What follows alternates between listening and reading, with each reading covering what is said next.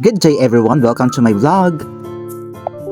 Today ay magtitrace tayo kung paano ako nagkaroon ng crypto coin na ginamit ko doon sa Dcard. Actually, ito ay exploration ko lamang or for experience kung ano ang magawain sa cryptocurrency. Una sa lahat, dapat ay activated ang ating Gcrypto sa Gcash.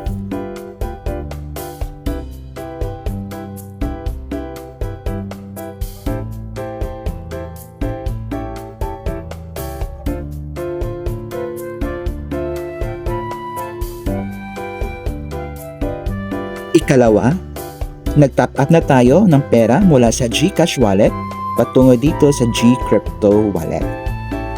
Yung amount na tinap up ko is 100 pesos.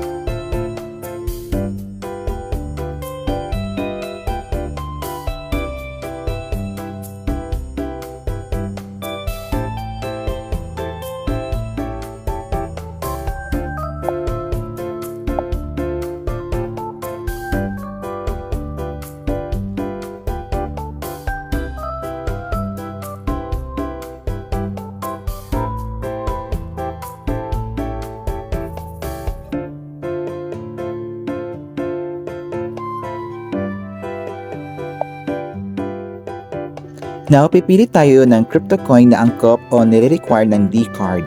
Ito yung USDC at USDT. Ang mga ito ay stable coins. Ito yung mga crypto coins na naka-angkla sa value ng isang US dollar.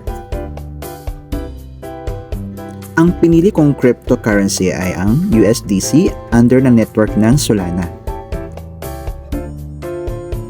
Ayon sa pag-research ko gamit ang AI, ang network ni Solana ay ang pinakamababa ang gas fee or network fee. Ang gas or network fee ay ang bayarin sa pagpapadala o pagta-transfer ng crypto sa ibang crypto wallet o crypto account. Mas suggested na mag-ipon ng crypto o magpadala in bulk para sulit yung network or gas fee.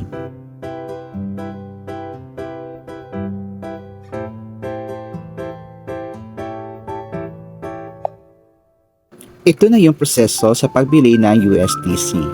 Una, i-click natin ang portfolio button. Pagkatapos, i-tap natin ang USDC o USD coin na Solana. I-tap natin ang buy button. I-tap natin ang 100%. At i-tap ang buy now button.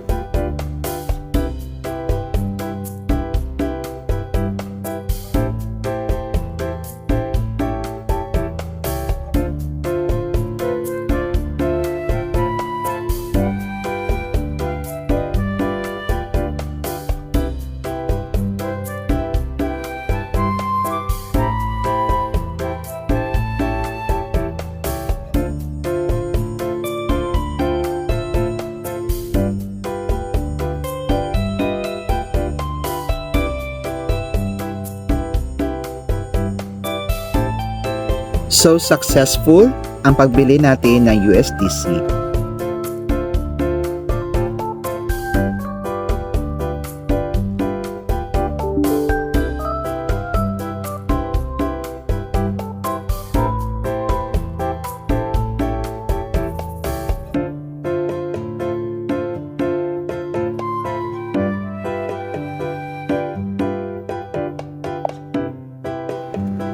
Dito sa ating Dcard app, ating itap ang Pay to Card button. Itap natin ang USDC. Basahin natin maigi yung paalala ng Dcard na maging maingat tayo sa pag-transfer. Sabi dito, please ensure that the transfer network you select matches the network used for the corresponding deposit. Dito, itap natin yung Solana. Itap natin yung confirm button.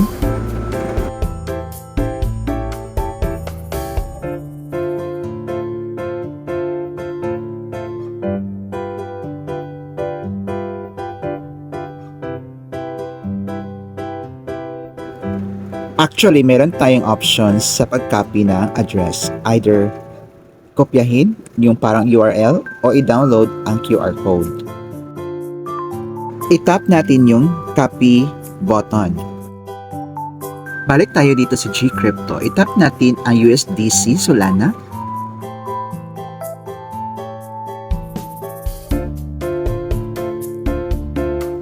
I-tap natin yung send button.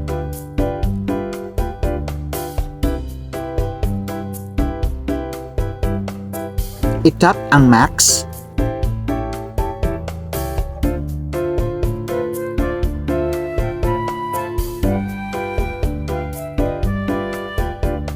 At i-paste ang address mula sa Decard. Dapat maging maingat tayo dito. Bawal ang magkamali.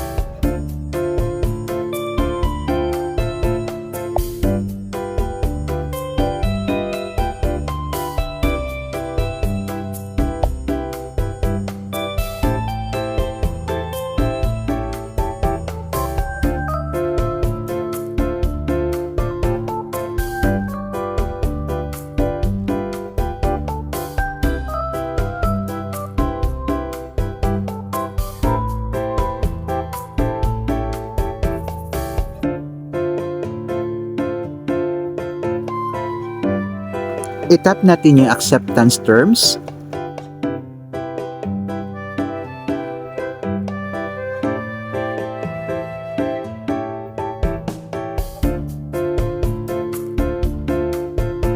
At i-tap yung send USDC button.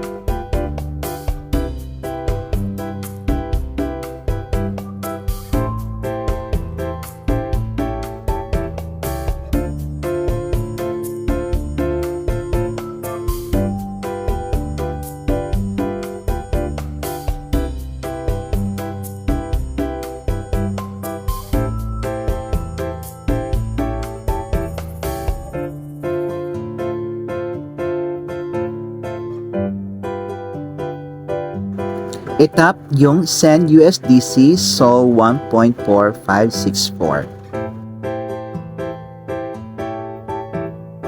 Ilagay natin yung OTP na ipinadala sa ating personal Gmail and tap Submit Code button.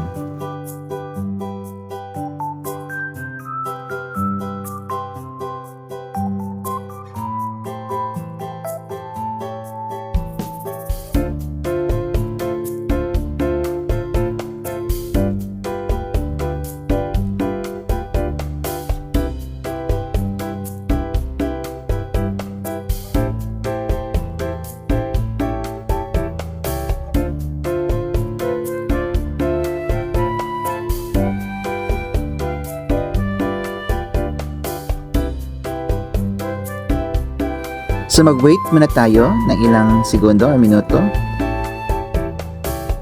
So meron ng update at successful na ang pinadala natin na USDC sa ating Decard.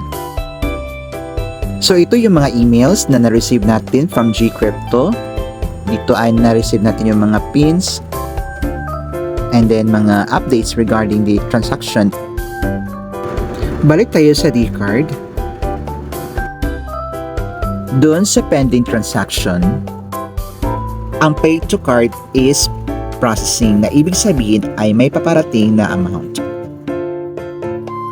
So meron tayong na-receive na notification na na-receive na natin yung crypto. So successful ang ating gawain mula sa pagbili at pag-transfer ng crypto mula GCash patungo dito sa ating Decard. If you decide na mag-register para sa Decard, gamitin ang aking invite code na U0XDL1. If you want more content like this, please follow or subscribe. Thank you and God bless us all.